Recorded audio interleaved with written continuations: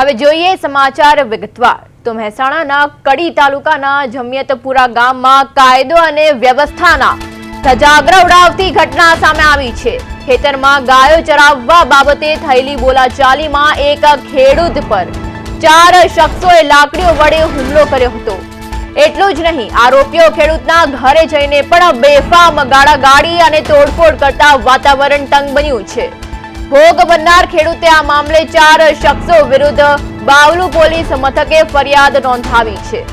જમિયતપુરાના વેરચીભાઈ ઠાકોર જેસંગપુરાની સીમમાં ભાગે રાખેલા ખેતરમાં કામ કરી રહ્યા હતા।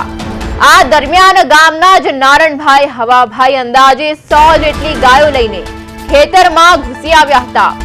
ખેતરમાં તૈયાર પાક ઉભો હોવાથી વરશીભાઈએ ગાયો બહાર કાઢવા વિનંતી કરી હતી, પરંતુ પશુપાલક ઉશ્કેરાઈ ગયા હતા અને આ ખેતર તારા બાપનું નથી તેમ કહીને લાકડી વડે હુમલો કર્યો હતો।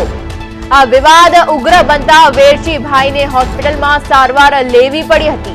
આ દરમિયાન અન્ય આરોપીઓએ ખેડૂતના ઘરે પહોંચી તેની પત્ની અને 65 વર્ષીય વૃદ્ધ માતા સાથે ગેરવર્તણૂક કરી જાનથી મારી નાખવાની ધમકી આપી હતી।